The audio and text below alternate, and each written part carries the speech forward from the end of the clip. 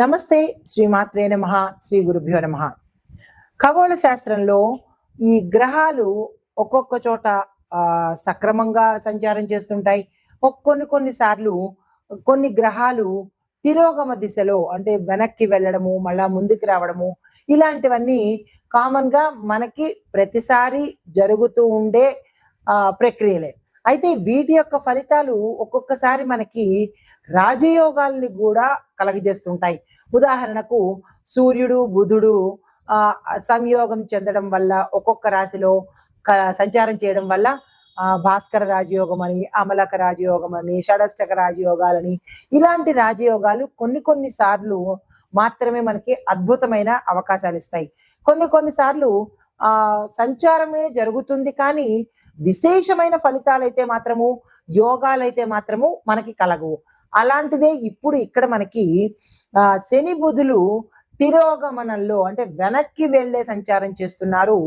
అది జూలై 13వ తారీఖున మొదలుపెట్టి శని మీన రాశిలో తన తిరోగమన దశలో అంటే తిరిగి మళ్ళా వెనక్కి వెళ్లే దశలో సంచారం మొదలుపెట్టాడు. అయితే ఇది ఎప్పటి వరకు ఉంటుందంటే ఈ సంవత్సరం నవంబర్ 15 వరకు ఈ ప్రక్రియ కొనసాగుతూనే ఉంటుందన్నమాట. అయితే ఈ తిరోగమనం చేస్తున్న సమయంలో ఈ రెండు గ్రహాలు కొన్ని రాసుల వారికి మాత్రమే కొన్ని ప్రయోజనాలు ఇస్తున్నారు, కొన్ని రకరకాల ప్రయోజనాలు ఇస్తున్నారు.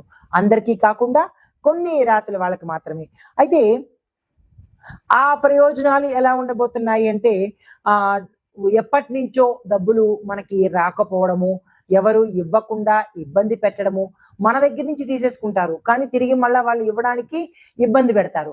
అలాంటి ఇబ్బందులు ఈ సమయంలో తొలగిపోయి మీకు రావాల్సిన సొమ్ము చేతికి అందుబాటులోకి రావడము, దీంతో పాటు ఈ శని బుధుల యొక్క తిరోగమన సంచారం వల్ల లబ్ధి పొందే రాసులు మనం తెలుసుకుందాము.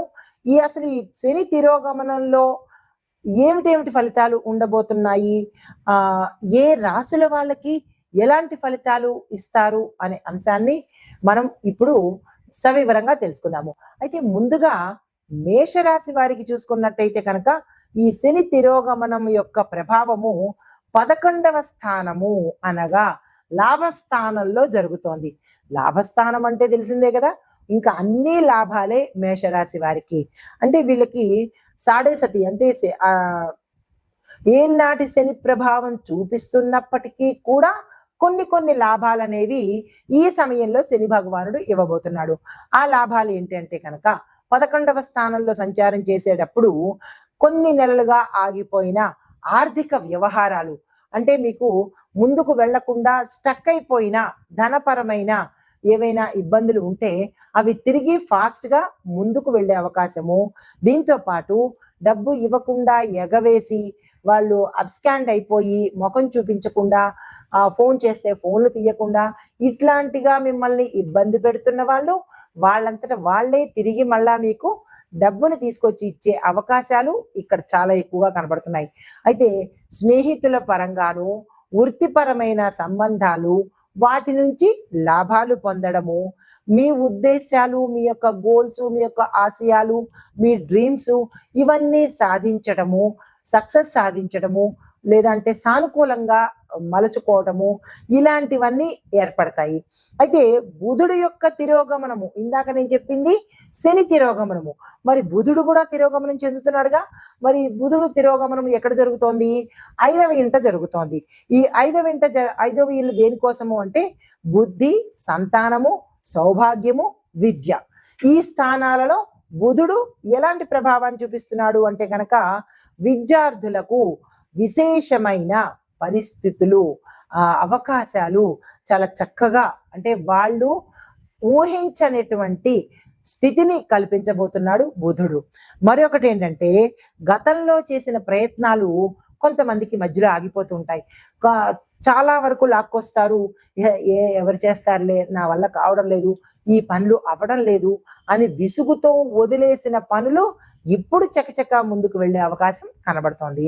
సంతాన సమస్యలు ఏవైనా ఉన్నట్టయితే సంతానం ఉన్నవారికి సంతానం వల్ల చదువు వల్ల కావచ్చు, వారి యొక్క అనారోగ్యం వల్ల కావచ్చు, లేదా వాళ్ళు చుట్టుపక్కల ఏదైనా ఇబ్బందులు కలిగించవచ్చు. చిన్నపిల్లలు అయితే ఒక రకమైన ఇబ్బందులు, అదే టీనేజ్ పిల్లలు చుట్టుపక్కల ఇష్టానుసారంగా ప్రవర్తించడము, దానివల్ల పేరెంట్స్ కి తల ఎత్తుకోలేని పరిస్థితి, ప్రేమ వ్యవహారాల్లో విఫలమవడము, సంఘంలో అప్రతిష్ట కావడము, ఇలాంటివి ఏవైనా సంతాన పరంగా ఏవైనా ఇబ్బందులు తల్లిదండ్రులు ఎదుర్కొంటుంటే అవి ఉపశమనం చెందే అవకాశము, అంటే తగ్గుముఖం పట్టే అవకాశము, సంతానం కోసం ప్రయత్నం చేస్తూ విఫలమైన వాళ్ళకి సంతానం కలిగే అవకాశము, ఇలా సంతాన పరంగా ఎవరైతే ఏవైతే చేస్తున్నారో అవి సక్సెస్ అయ్యే అవకాశం కనబడుతోంది. అయితే కళలకు సంబంధించి ఆర్ట్, ఎనీ ఆర్ట్స్ వాళ్లకు ఉన్నత స్థాయి ఆలోచనలు రావడము, అవకాశాలు వస్తాయి. పాత పనులు అంటే మన గతంలో వదిలేసిన పనులు ఏవైనా ఉంటే కనుక తిరిగి ప్రారంభించుకునే అవకాశాలు కూడా ఎక్కువగా కనబడుతున్నాయి. అయితే లాభం పొందే అంశాలు కూడా ఇక్కడ మీకు చెప్తాను. బిజినెస్ లో పాత క్లయింట్ల నుంచి డబ్బులు వసూలైపోతుంది. కొంతమంది పాత క్లయింట్లు మర్చిపోయారు కదా అని చెప్పి తప్పించుకోవడమో లేదంటే వదిలేయడమో, ఇవ్వకుండా ఎగేయడమో చేస్తారు. అవన్నీ ఇప్పుడు మీకు తిరిగి వచ్చే అవకాశం ఉంది. ఉద్యోగ రంగంలో చూసుకున్నట్టయితే కనుక పదోన్నతికి అవకాశాలు ఎక్కువగా కనబడుతున్నాయి. సాంకేతిక రంగంలో పనిచేసే వాళ్లకు ప్రత్యేకమైన ఐడెంటిఫికేషను, ప్యాకేజీ పెరగడము, వీరికి ఒక గుర్తింపు రావడము, ఇలాగా వీరికి సంబంధించినటువంటి స్థాయిలో విశేషమైన లాభాలు గోచరిస్తున్నాయి. అయితే స్నేహితుల నుంచి మీకు సహాయ సహకారాలు, సపోర్టు మీరు అనుకున్న సమయానికి దొరుకుతుంది. దీంతో పాటు గతంలో ఆగిపోయిన ఎనీ రిలేషన్, అన్నదమ్ములు కావచ్చు, లేదా బంధువులు కావచ్చు, భార్యాభర్తలు కావచ్చు, లేదా ప్రేమికులు కావచ్చు, ఇలా తిరిగి మళ్ళా వాళ్ళు కలుసుకునే అవకాశాలు కూడా చాలా ఎక్కువగా కనిపిస్తున్నాయి. ఇవి ఫలితాలు. మరి మీరు జాగ్రత్తగా ఉండవలసిన అంశాలు ఏంటంటే కనుక శని యొక్క గుణాన్ని అర్థం చేసుకుని పొలిటికల్ లేదా నిబంధనలకు వ్యతిరేకంగా వెళ్ళకండి. అంటే శనికి ఇష్టమైన పనులు తప్ప శనికి వ్యతిరేకమైన పనులు చేసినట్టయితే తీవ్రమైన కష్టాలను ఎదుర్కోవడంలో ఎటువంటి సందేహము లేదు. అందులోనూ మీరు శని బాధితులు కాబట్టి ఈ సమయంలో చాలా చాలా జాగ్రత్తగా ఉండాలి. ఆయనకి ఇష్టం లేని పనులు ఏవీ చెయ్యకండి. బుధుడు యొక్క తిరోగమనంతో మీ యొక్క మాటల్లో ఇక్కడ నేను మీకు రెండూ చెప్తున్నాను. శని తిరోగమనంలో ఉండే గుడ్ రిజల్ట్, బ్యాడ్ రిజల్ట్ రెండు చెప్తున్నాను. రెండు తీసుకోండి. అలాగే బుధుడు తిరోగమనంలో మంచి ఫలితాలు చెప్తున్నాను, జాగ్రత్తలు చెప్తున్నాను. ఈ వీటిని చాలా జాగ్రత్తగా వినే ప్రయత్నం చేసుకోండి. అయితే బుధుడు తిరోగమనంలో దేని మీద ఇంపాక్ట్ పడుతుంది? మీ యొక్క మాటల వల్ల. మీరు మంచిగానే మాట్లాడతారు కానీ అవతల వాళ్ళకి అది అపార్థం చేసుకునేటట్టుగా కనబడుతోంది. మాటలు మాట్లాడేటప్పుడు జాగ్రత్తలు తప్పనిసరిగా తీసుకోండి. ఎప్పటి నుంచి? జూలై నుంచి నవంబర్ వరకు చాలా జాగ్రత్తగా ఉండాలి. అయితే విద్యార్థులకు స్ట్రెస్ తీసుకోకండి. బుధుడు చదువుకి ప్రదాత కాబట్టి, బుద్ధికి ప్రదాత కాబట్టి మీరు స్ట్రెస్ తీసుకోకుండా జస్ట్ కూల్గా మీరు ఏ పని చేసుకున్నా సక్సెస్ అవుతుంది.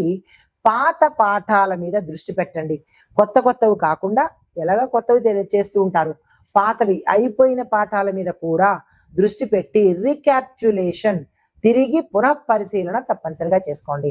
అయితే మీకు చెప్పదగిన పరిహారాలు ఏంటంటే శని అష్టోత్తరము చదవడము, బుధుడికి సంబంధించిన అష్టోత్తరము, శని బుధుల యొక్క అష్టోత్తర పారాయణము, దీంతో పాటు బుధుడికి తులసి దళాలను సమర్పించడము, దీంతో పాటు ఆకుపచ్చ వస్త్రాలు ప్రతి శనివారము శని భగవానుడి కోసము నలుపు నీలిరంగు వస్త్రాలు ధరించండి. ఆ రెండు దానంగా ఇచ్చుకోండి. బుధుడి దగ్గరికి వచ్చేటప్పటికి బుధవారం రోజు ఆకుపచ్చ వస్త్రాలు ధరించండి. ప్రతి ఒక్కళ్ళు కూడా ఆకుపచ్చ వస్త్రాలు ధరించండి. దీంతో పాటు ఆకుపచ్చ వస్త్రాలు కానీ, ఆకుపచ్చ వస్తువులు కానీ, ఆకుపచ్చ కాయగూరలు కానీ దానంగా ఇచ్చే ప్రయత్నం చేసినట్టయితే వీరిద్దరి వల్ల మీకు ఏదైనా ఇబ్బందులు ఉంటే గ్రహరీత్యా, గోచార రీత్యా అవి తొలగిపోయే అవకాశం కనబడుతోంది. ఈ పరిహారాలు తప్పనిసరిగా పాటించుకునే ప్రయత్నం చేసుకోండి.